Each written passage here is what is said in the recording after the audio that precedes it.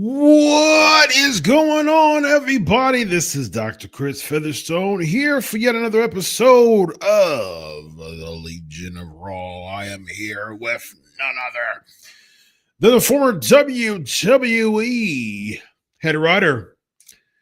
He is Vince Russo. How are you, Vince Russo? I'm all right, Doctor. What's going on, my friend? It's a big week for me, man. Ready for them Buckeyes to beat those Wolverines. Oh, aren't the Wolverines the ones that always beat them? That's the team, right? That's the thorn in their side, right, Chris? Ish. So here's the funny thing about this, Vince. The last 3 years, we've lost straight against Ohio State. 2020, they didn't play. Jim Harbaugh backed out the Tuesday before the game because before then, he never beat Ohio State. And he was on the hot seat that year. And then, he backed out because it was at home. It was at Ohio State. It was away for Jim Harbaugh. He was like, I know I'm in a hot seat. And that was COVID year. So they had the opportunity to forfeit their games. That was the clause in college football that year. Coaches could forfeit their games if they wanted to. So he said he waited to the Tuesday press conference of the week of to say that he was going to forfeit the game. He knew that he was going to lose. And then we lost 3 straight. Yeah, probably with some help from Connor Stallions along the way. So have you seen that documentary yet? I have not. It's a good one. It's a good documentary. So yeah. I remember last year because I watched last year's game because of you, and I remember them losing to Michigan. Yes, they lost to Michigan. We've lost 3 straight. But before that, Vince, though, Urban Meyer was before Ryan Day, 7-0 against Michigan. Wow. Yes. Before that was Luke Fickell. He came in as an interim for 1 year. He lost against Michigan. Before that was Jim Tressel, 9-1 against Michigan. So over the past 20 years, Ohio State fans have owned Michigan. So you're probably thinking of during the John Cooper era from 1989 to 2001. 2 games in 13 years. That it was the 1988 to 2000. 2 games in 13 years. John Cooper won against Michigan, and those 13 years absolutely sucked. But Woody Hayes, one of the greatest of all time, he has a winning record against Michigan. Right after him was Earl Bruce, winning record against Michigan. So people are tainted from that John Cooper era, but all the coaches surrounding John Cooper, winning records against Michigan, except for Ryan Day, but we'll work on that. So I'm ready. I'm super pumped, man. How are you, Vince? What'd you think about Raw, man?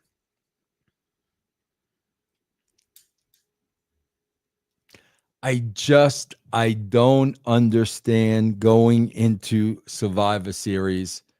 I don't understand why any of the babies would be up. I don't know why Damian Priest would be up. I don't know why the women's team would be getting the advantage. I don't understand this kind of booking, Chris. I understand heat.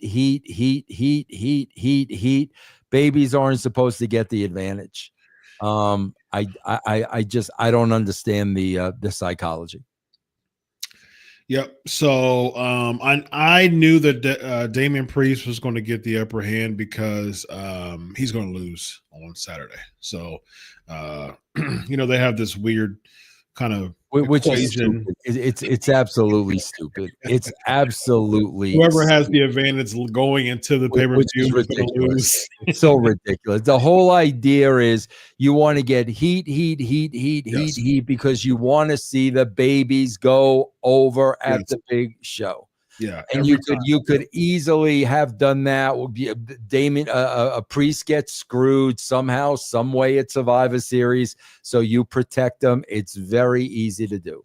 Yep, there you go. Said from the former head writer himself. I agree with you 100%. From a psychological standpoint, makes sense. It's that hero versus villain, tried and true method, man. The villain gets the heat, gets the heat, gets the heat. The baby gets the advantage at the end. I mean, that's And then not only that, but by the time we get to the end of the show, this is supposed to be for the advantage. Yes.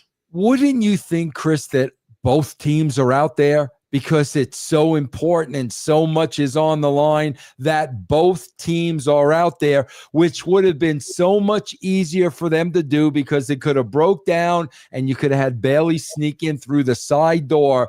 This should have been so important that everybody is out there. They had these women feuding all over the place the last couple of weeks. In the most important match, none of the teams are out there. No. Yep. I don't get that. Yeah, well, like I said before, man, it's it is a very accelerated version of booking right now to try to. It's a deadline.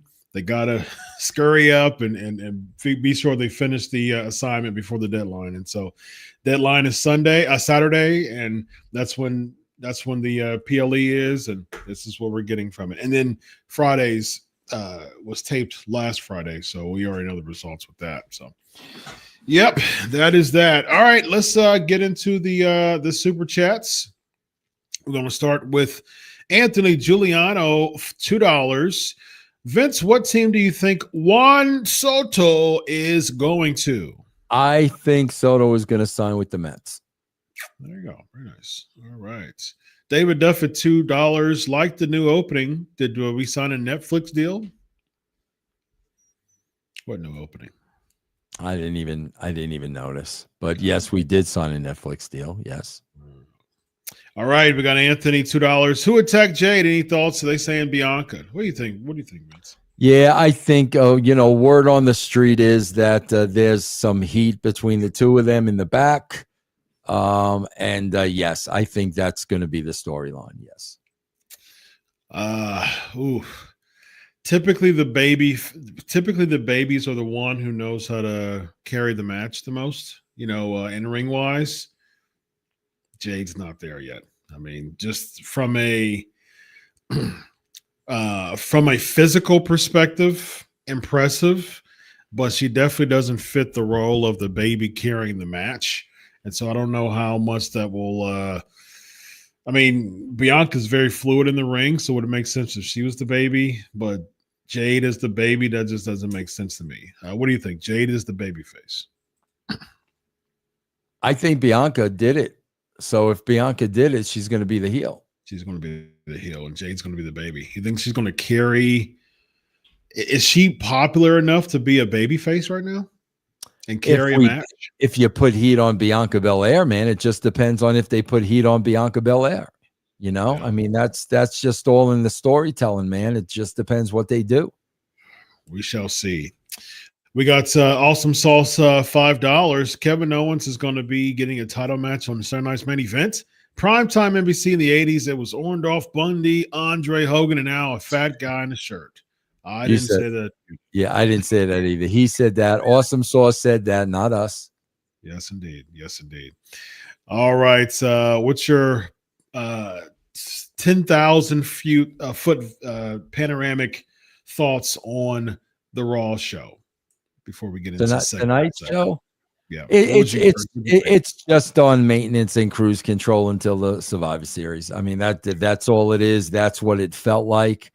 Yeah. I mean, there was nothing on this show that really stood out to me that I thought was really done well.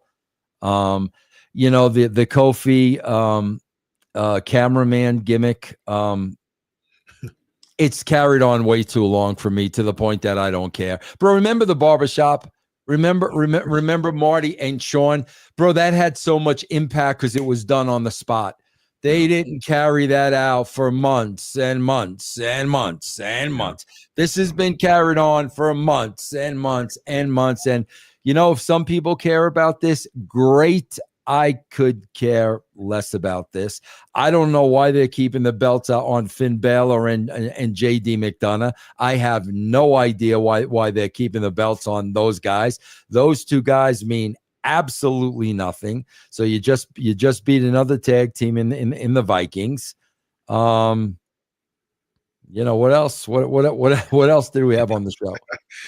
All right, so let's start with Gunther cutting an interview interrupted by Damian Priest. Damian Priest gets the heat, gets the Razor's Edge on Gunther week after week, man. Like multiple weeks of getting the advantage on Gunther leading into Survivor Series. That is typically not an old school way to book heels leading into especially world champion heels, Vince.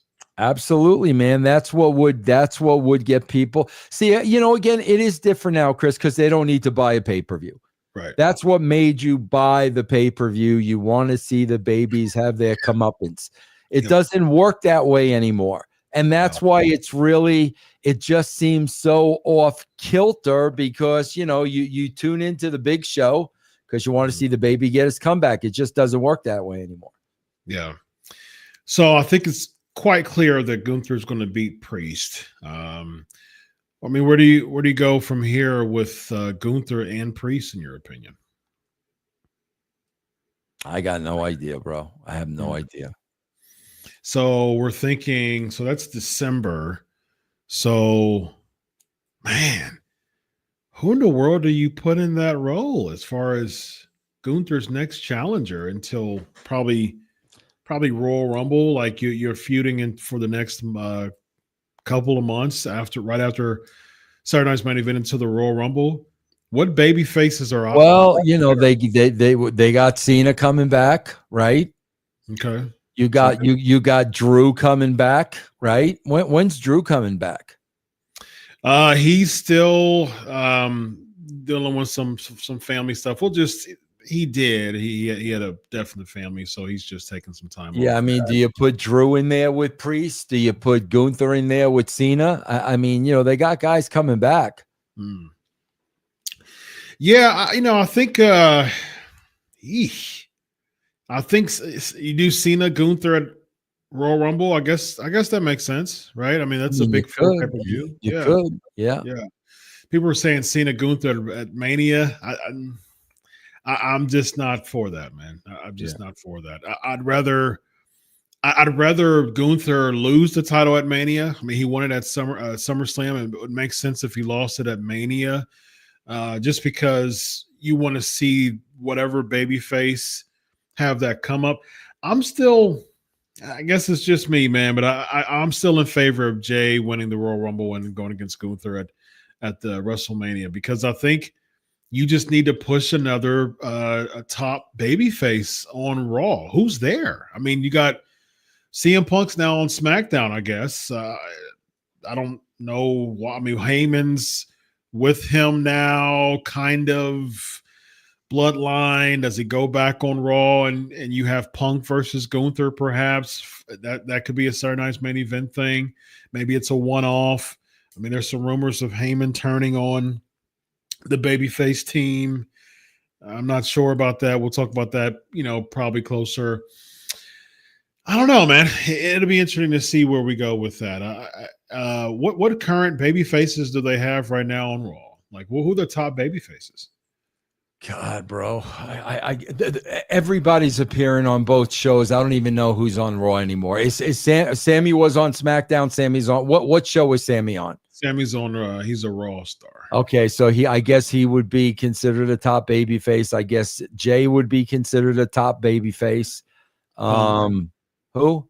Punk. Is Punk on Raw? He was, but yeah, I guess he's on the Bloodline team, but still a Raw superstar. Unless, bro, they're getting away from the brand split going into Netflix. I mean, that's what it feels like. Everybody's on both shows, bro. Right now, everybody is on both shows. That could be the case. That could be the case. Just trying to get rid of the brand split. So do we no longer have a draft and we have the brands? Yeah, that'll be interesting to see. We have Bianca Belair, Naomi, Io Sky, and Rhea talk about a fifth person, leading into, who's going to be the fifth person. Creed Brothers defeating Rey Mysterio and Dragon Lee. Vince, your favorite match of the night? It's just they're just going no place with everybody. It's like everybody is going nowhere. You know what I mean? I mean, no one cares about the Creed Brothers. There's no story. Nobody cares about Ray and Dragon Lee. There's no story. There's no story with Bron Breakker. There's no story with Kaiser. There's no story with Sheamus. Everything on this show was to somehow, some way make a match for the Survivor Series. That's what this whole entire show was.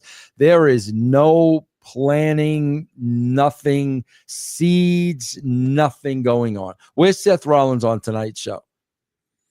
He wasn't he wasn't playing. He's going to be away. He's going to be away until after. How many times is Seth Rollins going to be away? He's just they're taking him away to make the Bronson thing, the focus on Bronson with the bloodline stuff, because I was given information that Seth Rollins is and Bronson Reed will continue after Survivor Series. So that's why he's gone, because he didn't have anything to do until after Survivor Series. And so, yeah. With the Creed Brothers, Rey Mysterio and Dragon Lee, they keep flip-flopping between each other as far as wins. I mean, who's, like I always say, who's over here? They're fodder, bro. They're just fodder. They just eat time. They're middle of the road, good little hands. They even got Rey Mysterio a good little hand at this point. Yeah, and that's what I've said before, man. He headlined the WWE Hall of Fame. They're eating, bro, in baseball, that you'd call them innings eaters. Pitchers that could pitch a lot of innings. They're innings eaters. Up and down this show, bro. That's all it is. This show was a total useless throwaway show 5 days before Survivor Series. And this should have been like one of the most important shows going into the Survivor Series. Yeah, go home show. Yeah, with Rey Mysterio and Dragon Lee, there's just no direction. You talked about, Vince, how when you would book Raw, you would always be sure to make every single person that the fans saw worth something, meaning something. Like, who are you? What's your character? Everybody had a spot on the show. Like, you had a Crash Holly, you had a, Al Snow, even when he was, I remember when he was European champion, and he pretended that he was from different places in Europe and things like that. That was funny. But even, him and Steve Blackman with head cheese, that was pretty funny. And it just, everybody had their thing, and that was pretty cool. But like, the emphasis on character development has become so obsolete in many ways, that yes, you're building you're doing some character work with the Wyatt Six, but that's starting to plateau because you're starting to string this out, and we still don't know why they attacked the Final Testament. We still don't know why the Miz is a part of it. Like, give us breadcrumbs to follow. It's just like when there's so many gaps in these storylines. If I was literally following the storylines with breadcrumbs, there'd be a breadcrumb like 10 feet away, and I'm stuck. I'm like, I don't know where to go anymore. Chris, you know what it is? I'll give you a perfect example. Listen, man, one of my favorite shows is back And this is the final season, Yellowstone. Okay. Bro, on Raw, on SmackDown, everybody is a wrestler. That's all they are. They're wrestlers. This would be the equivalent of if you watch Yellowstone, like everybody's just a cowboy. They're all cowboys, bro. They got no personality. They got no stories. They got no feelings. They got no emotions. They're all just cowboys. Yeah. That's the difference, bro. Everyone on this show is just a wrestler. Yeah. What do we know about the Creed brothers? Nothing. We know they're wrestlers. We know that Bron Breakker is a wrestler. Kaiser's a wrestler. Sheamus is a wrestler. McDonough and Baylor are wrestlers. They're all wrestlers on this show. Indeed. Yep. Psychologically, you always got to have those breadcrumbs ready, man. You have to, bro. Yeah. You have to. You've got to make me care about these people, man. Yeah. But it goes back to what I said, Vince. Pro wrestling aren't for casuals anymore. No more. It's just no more. The casual, the pro wrestling days for a casual fan is over. Yep, it's been over for a while. The philosophy of a pro wrestling fan is a bloodthirsty, just cannibalistic, just fan. I mean, just a Roman Coliseum attendee. That's essentially what a pro wrestling fan is nowadays. Just eat each other alive, get hurt in the process, and then we'll chant "Holy bleep" as you have a compound fracture in your arm, dangling it. They think that that's like a badge of honor. You know what I mean? And so there's so many wrestlers that have that philosophy, like, oh, I broke my leg, you know what I mean? But I got a few chants along the way. It's like, man, what a horrible way to maximize your minutes.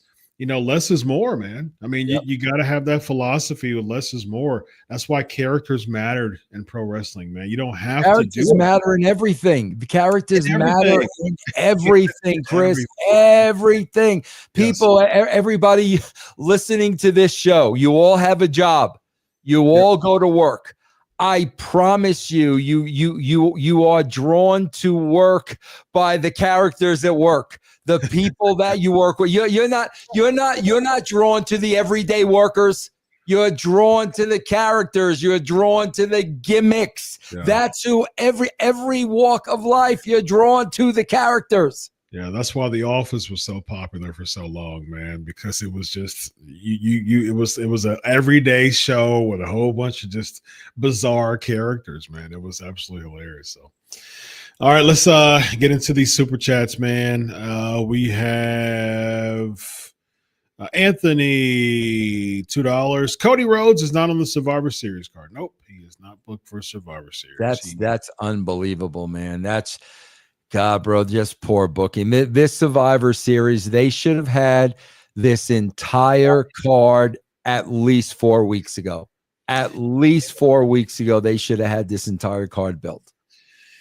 Yeah, it seems like that's been a theme for WWE, though. They'll do last minute. They'll just kind of cram everything last minute and announce the. I think that's the philosophy for WWE now. Just like wait to the last minute because they know the fans are going to buy in anyways. They're going to watch anyways. So just cram it in last minute and just wait. You know what I mean? Chris, that's absolutely the philosophy because what do we care? They're going to buy it anywhere. It doesn't matter what the card is. We'll book it the last day. I'm telling you this. This is what I'm telling you. This is going to catch up with them. I promise you guys. I promise you this is going to catch up with them.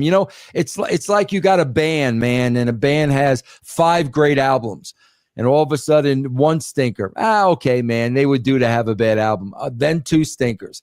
By the time they get to the 3rd stinker, you're not buying any more of their albums. These are stinkers, guys. And like I said, I mean, they're gonna, Chris, they're gonna save the day with John Cena and The Rock, and then what? Then John Cena and The Rock go. And we go right back to where we were, and the same people are watching it that are gonna watch it.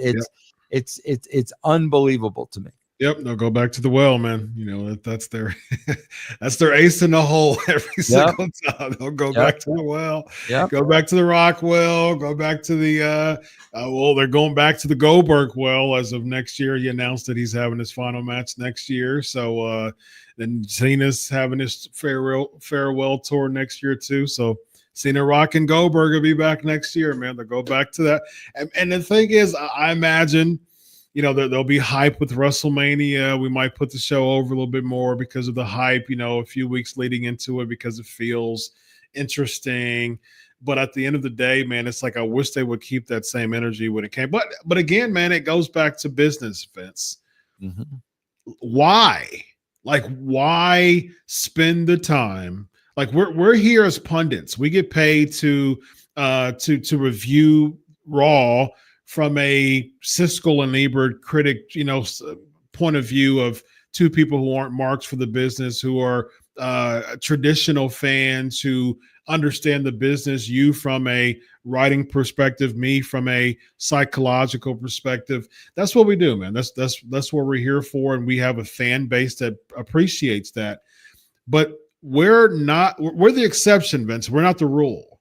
We're not the norm. We're the exception because if you think about it, if you scroll on the socials, like I've said before, you and I, we get a lot of pro wrestling algorithms because we tweet about pro wrestling a lot. So we just have random people who we're not even sub to be a part of our feeds. And we see it, man.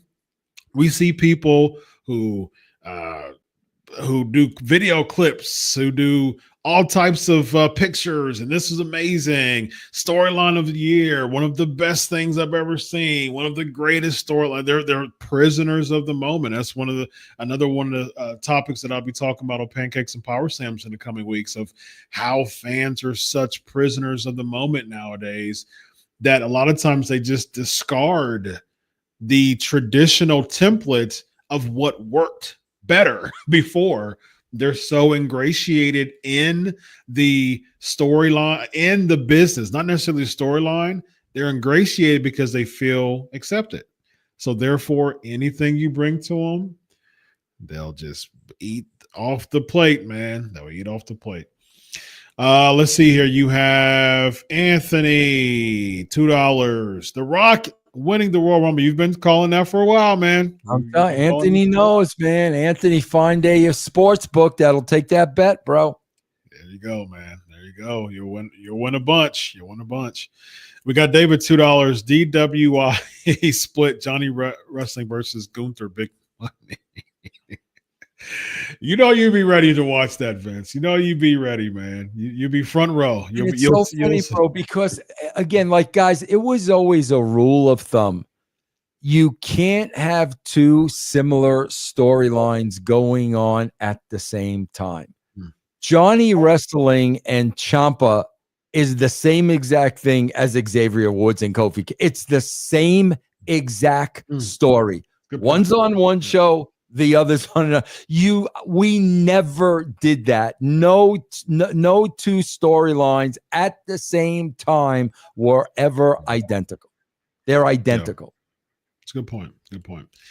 All right, let's see here. We have Awesome Sauce, $2. They should bring back TNT to get gimmicks over. Remember TNT? Yeah, oh, that was great, man. Tuesday Night Titans. I love that. Love that. Vince Russo, Vince McMahon would have the sit-down interviews with all the characters and the gimmicks. So good. So ahead of its time, man. Yeah, it was great, man. I always remember TNT. That was pretty cool.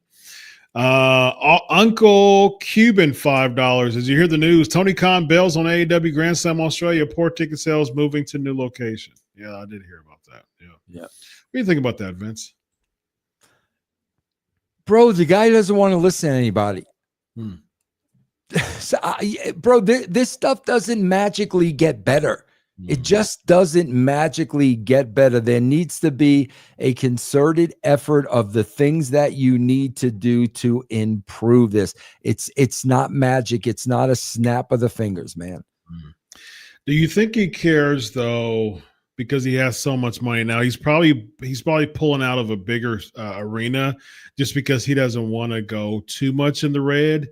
But it just doesn't seem like he cares about going in the red though. You know what I mean? Like he goes in the red, but he doesn't want to go too much in the red because that's a big hit. But if he's in the red a little bit, he'll move. You know, he'll scale back on the arena. Even when he's in the red, he still wants that holy crap big fan moment. Yeah, but Chris, I don't know if it's about being in the red. I think it's about being embarrassed. You have a show, and embarrassed, bro. You have a show at a big arena and it looks empty. That's embarrassing. And they did that with Wembley though. Like they tarped that a bunch. Exactly, but that's what I'm saying. Do you want to do that again? Do you want to keep repeating that again?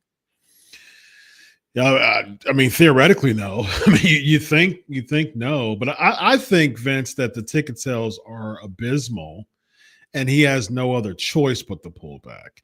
I think if it was up to Tony Khan, he would stay because they lost about 30,000 people in 1 year with Wembley. You know what I mean? So it scaled back tremendously, but they kept it. You know what I mean?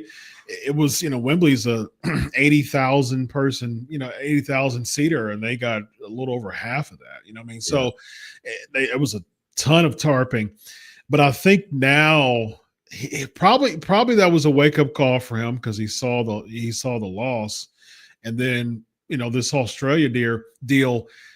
Vince, what from your experience, what would make someone like a Tony Khan see the fact that he lost people for his last stadium show, but then he wants to partner with Australia? Now, do you have people in the WWE and AEW that deals with market research and stuff like that? You have teams like that in WWE? Absolutely, bro. Absolutely. You don't make a decision like that unless you know without a shadow of a doubt it's going to be a success. Absolutely, bro. Yeah. So with that being said, they thought that they had enough. He thought, not they. He thought. Well, he thought. Right. He thought that AEW had enough traction in Australia to somehow think that they could have a near sellout or a sellout to a big arena. That was his mentality. I mean, Chris, that's what you would call wishful thinking, Chris. Wishful thinking. Yeah.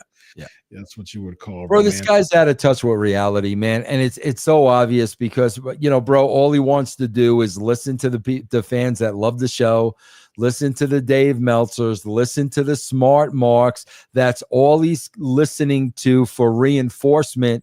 Meanwhile, the people that don't like the show and don't watch the show are 3-1 over the people that he's listening to, man. And it's never, Chris, it's just never going to improve. So I saw on the socials that MVP roasted all the news people. So I end up so it caused me to want to watch the scrum, at least that part. Yeah. And I saw the whole segment. It was hilarious, man. And he talked about he called Meltzer a nerd. He said I don't support, or I don't answer questions from that nerd or something like that. I thought it was hilarious. But Tony Khan comes in and saves the day and said, I'll answer it. He wants to make sure that his boy's protected, Vince. Can I be? I really do hope this. I swear. Chris, are you familiar with the movie The Producers? I've heard of it, never seen it. Well, the premise of The Producers was they had to make a Broadway flop as a loss because their other businesses were making so much money. They needed a loss on the books. So they did a musical about Hitler. Okay, like what's gonna bomb worse than this? Meanwhile, it got over. It made huge money. It did the complete opposite. Bro, I swear, I really want to hope that Shad, I hope Shad said, son, we got to be losing money somewhere on these books. Go play with your wrestling company, pump in as much money as you want. The more you lose, the better it's going to be for the family. I really, really hope that that's the story that none of us are privy to. because it's all a write-off. Yeah, all right off. This is Shad is such a successful businessman. This is his one failure to offset everything. So that's the reason why all the contracts are so swollen. Australia, we'll give you $10 million. That's why he's booking Australia, bro. Absolutely. That's why he's paying Rebecca De Mornay $27 billion. Absolutely, man. Absolutely. Kazuchika Okada, $10 million. Yes. Hey, you want $10 million? It's okay. Yeah. What's your name? Yeah, $10 million. Yeah. How much does Guns N' Roses want for that song? Double it. Triple it. Triple it. Yeah. I'm telling you, Chris. Yeah, they're only asking for 250,000. 250,000? $2 million. Yeah, exactly, man. Come on. Yeah. I mean, come on. Who knows, Chris? I mean, who knows? We could be the idiots. Yeah, we could be worked. We could be the one. Pro wrestling's it's all a work, Vince. As you know, it's all a work, man. We could be getting worked by Tony Khan, man. Yep. He could be swimming in money at the end, man. And bro, think about it. Think about the equivalent. I said, bro, they made a musical about Hitler. Okay, think about this, bro. If you want to bomb a wrestling company, who's gonna be your biggest influence? Dave Meltzer. There you go. Hey, bro, is that not the equivalent of doing a musical based on Hitler? Seriously? You said that, not me. I mean, that's the equivalent. The guy who thinks wrestling is real with a star rating. Yeah, let's listen to him. That'll tank this. Yeah, mimic the Japan style and bring it into the States. Exactly, bro. Yeah. You have Michael Pestilano, $4.99. How did Aunt Harriet and Commissioner Gordon not figure out Bruce Wayne and Dick Grayson were Batman and Robin? Yeah, Michael, I ask that question all the time, man. Yeah. Speaking about getting worked. Yeah. You got Anthony, $2. Mercedes Moné had match of the night on Full Gear. Did you hear about that? No, bro, I have not watched AEW in 4 years. Yeah, I heard that people liked her match, man. So kudos to her. We got Zubair, $10. Would y'all agree part of AEW downfall and their own fans turning on AEW is because WWE has become more like AEW, killing its market with Vince gone, the bandwagon to like WWE again with Triple H and Charles? I think that's a really good point, actually. I think that's a very good. Insight, Zubar. I really do. I think that's something definitely worth looking into. Yes. Yeah, because you had the Vince era that was so tainted by so many other things. It was ripe for the picking to create an alternative. Very wrestling heavy, not a lot of story, just wrestle. But WWE's mimicking the same thing at this point. So it's basically first cousins of the same thing. Which cookout you want to go to first? I mean, that's essentially what you're doing at this point. Yep. Right now you have backstage Judgment Day gimmick.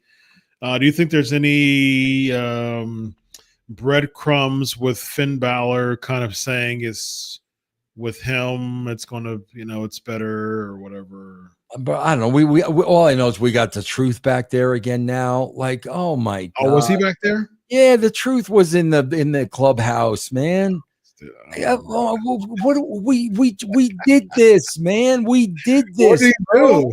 The same thing. He still thinks he's in Judgment Day. And, oh my God. I'm like, come on, man. Wow. Yeah, I must have missed that one. Yeah, you did. Next we have Kaiser defeating Bron Breakker by disqualification. Sheamus attacking Kaiser. They have a battle. Like I predicted this. I knew it was going to be a triple threat, and it's official. Triple threat at Survivor Series. And not only that, bro, Bron Breakker is going 50-50 with Kaiser. Bron Breakker at this point is just another wrestler on the roster. That's all he is, bro. That's it. That's it. Backstage interview, Usos and Sami Zayn. They're promoting Jay versus Jacob Fatu for this coming Friday for the Advantage match. And so Do you think the baby will win on that one too? Well, I Oh didn't hear God, the bro. spoilers, so Yeah, if the babies win that, come on, man. I'm not going to spoil it for anyone. If you don't want to look at the spoilers, just find out yourself of who won that match.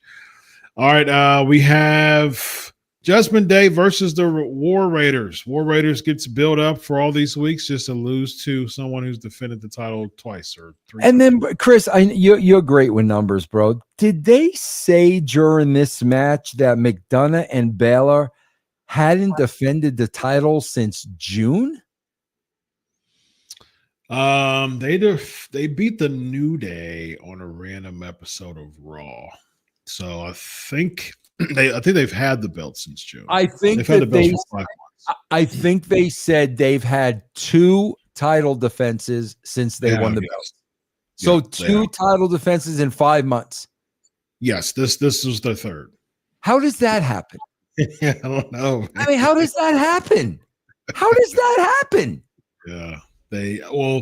Finn and Priest was a thing before for a little bit, and Finn still had the tag team championships when they were feuding. So let's see. The last time they defended the title was September. They beat the New, like I said, on Raw. Yep. So almost 2 months or over. Yeah, a little over 2 months. Yep. What happened in the 30-day? Remember the 30-day gimmick? Oh yeah, 30-day rule, man. If you don't defend it within 30 days, then you have to forfeit the championship, man. That was President Jack Tunney rules, man. And they stuck to that, bro. They stuck to that. Yep. Before that was they beat the LWO. Actually, that was a Judgment Day. No, that was so yeah, they won September the 16th. And then, wow, they won June the 24th on an episode of Raw, and then, wow, yeah, so they won so this is their second. How is that possible? Wow. How are you not booking the tag champs? Yikes. And they're adding titles. And they're adding titles, bro. And they're adding championships. Yeah. They won June the 24th, defended at a few super shows, and didn't defend it until September 16th. If that's not horrible booking, I don't know what is. Yeah, that's pretty bad. So this is number 2. This is the third. They won the title, and this is the second defense. So it's very sad. All right, next we have Alpha Academy against the New Day. Did you like any of the segment with the arguing? Chris, I just feel so bad, bro, because you're asking the wrong person. Because I don't care. I just don't care. They've been together for 10 years, and after 10 years, you won this because of me, and you won that because of me, and you did this because of me, and you did it. Really, bro? After 10 years, and you expect me to believe that? Bro, if you're going to have a falling out like that, it's going to be after the first 6 months. It's not going to be after being together for 10 freaking years. So, Chris, listen, it was a good performance. It was a believable performance, but I'm just telling you, I could care less. I don't care. Yeah, and that's what I'm going to put over. I do think that it was believable. Right. I think Xavier's a hidden gem, man. I think there's something with him as far as character wise. What do you think that's stopping him from being pushed to that main event or world championship threshold? Because it's true, he's the only person in the New Day that not only he's never won a singles championship, he's never won world champion. Big E and Kofi's been a world champion. What do you think about Xavier Woods that just hasn't went past that threshold. Because if little kids looked up Xavier Woods on the internet, they'll see what he did with a camera back in the day. That's why, Chris. What's next, Chris? Let's move on, please. What is Miz doing with this team? What's going on with what? Can you explain this to me, Miz and Cross and? They're trying to find someone with Miz, man, and I think this ultimately leads to a multi-person match. With they're trying to find that extra person to feud with the Wyatt Six, and Miz was the person. I just don't understand why. It would make sense if they did an elimination match at Survivor Series. I mean, that's typical. That's the typical, elimination style matches for Survivor Series. What's the payoff for this? A non-Survivor Series match where they have another 8-man tag like they did with the Creed brother, or a 6-man tag with the Creed brothers. Now they're doing 8-man tag. Now you're going to have someone else join somebody else, and maybe you'll do a 10-man tag, Vince. Just keep bringing it up. I don't know why are you telling the viewing audience at home the Wyatt Six is here, and then we just see Nikki Cross? Why would you do that? Why would you tell your audience that at home, man? Indeed. Let's see here. We got Zubair, $10. Speaking of depressed wrestling fans, I'm only depressed because wrestling makes me depressed as how bad and sad the state of wrestling is compared to the good old days. What can we do to cope? Watch the good old days. Yeah. Yep. I agree. Chris, let's you and I be honest here. Honestly, we sat down, we watched this show for 2 hours. Yep. What can you pull out that was positive about this show? I personally can pull out the New Day banter. And I said, yes, that was believable, but I don't care. But yes, it was believable. Yeah. But that's the thing, Vince. You're not going to care, period, because pro wrestling isn't booked for a Vince Russo. Right.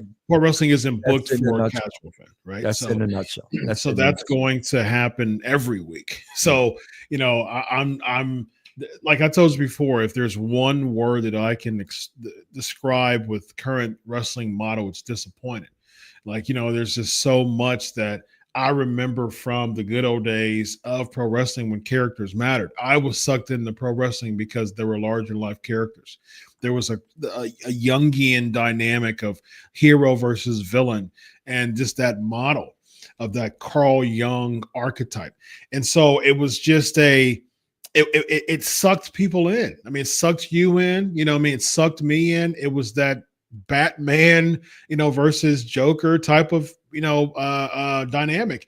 And it worked, man. It was cool. It was characters. It was larger than life. It was, I want to be like Hulk Hogan and training and saying my prayers and eating my vitamins and believing in myself.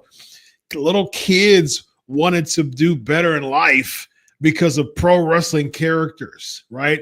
I always remember vitamins was a very taboo thing as a child. You don't want to take a vitamin, but Hulk Hogan says so, though. All right, Mom, can you get my vitamin? That's that type of transcending impression that you would leave. Pro wrestling doesn't have a transcending impression on pop culture anymore.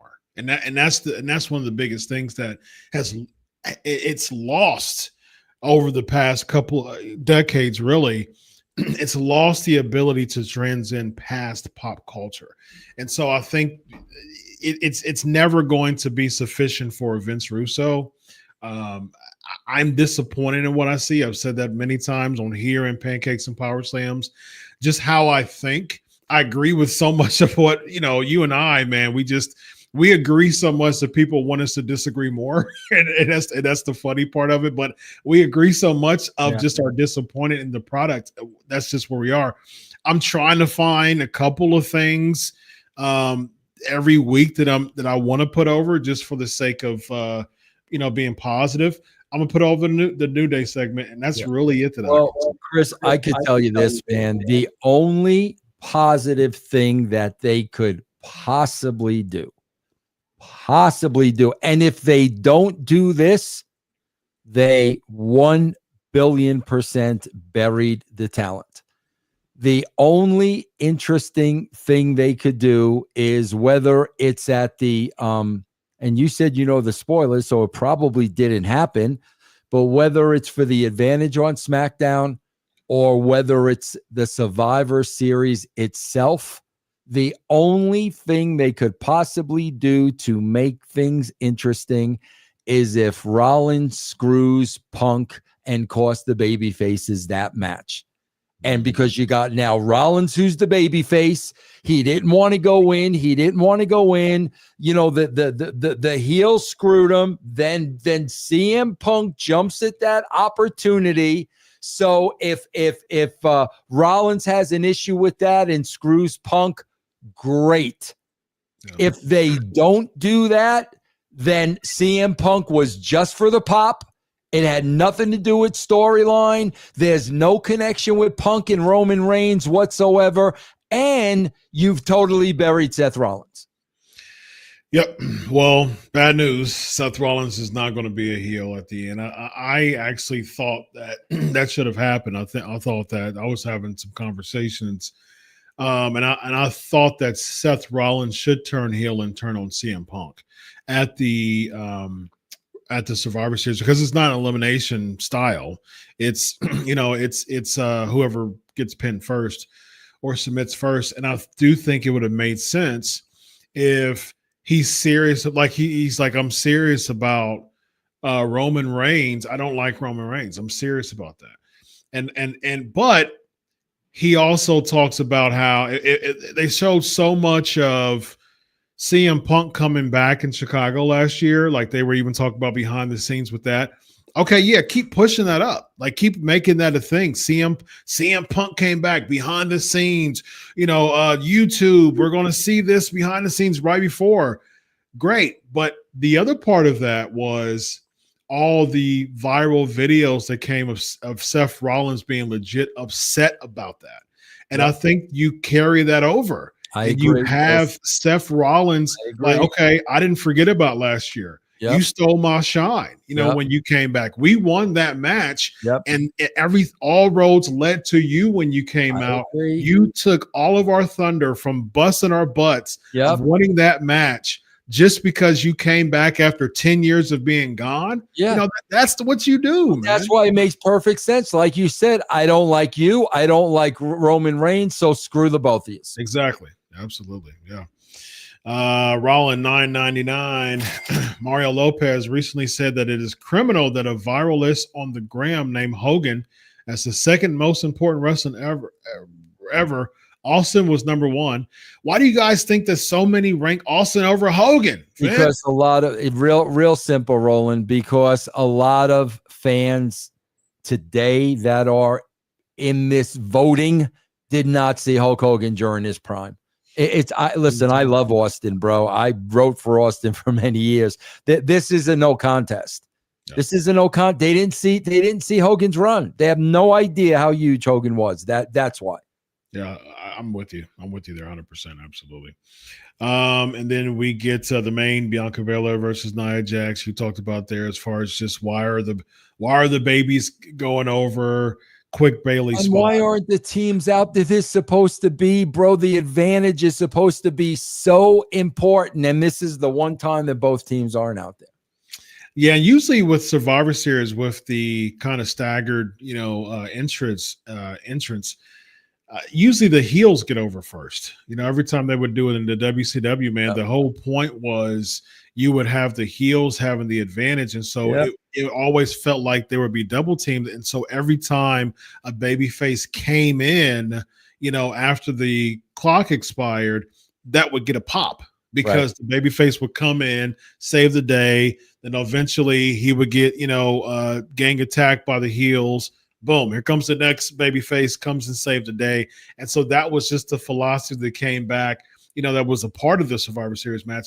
But if the babies have the advantage and they start, how does that create a pop for the entrance? Chris, the definition of a baby face is you're fighting from underneath. Therefore, you don't have the advantage. You're fighting from underneath. Rocky was always fighting from underneath, Chris. Yeah. Every single movie, fighting from underneath. Rocky was never the favorite, bro. He wasn't the favorite against Creed. He wasn't the favorite against Clubber Lang. He wasn't the favorite against Drago. Always fighting from underneath. Yes, indeed. Absolutely. Can you imagine those movies, bro, if you flipped the script and Rocky was the favorite in all of those movies? What would those movies have even looked like, Chris? It would have been boring, man. You know, he's the favorite over Drago. Yeah, can you imagine? Seriously, man. Like, Drago's afraid of him. Drago's Gunther and they did that with Sammy and Gunther, right? They did it.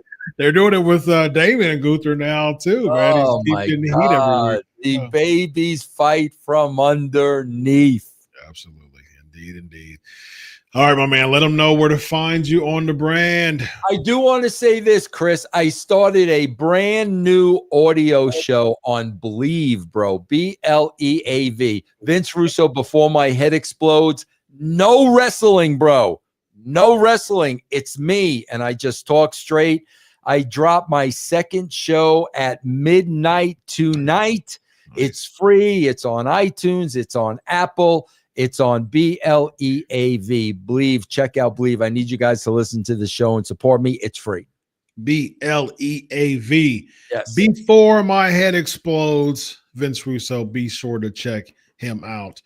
I'm excited about this weekend, man. Big weekend for me. It's going to be exciting, man. Good luck, Chris. I appreciate it, man. I appreciate your support. It's going to be about. I've been waiting 5 years for this. I'm pumped. I'm excited.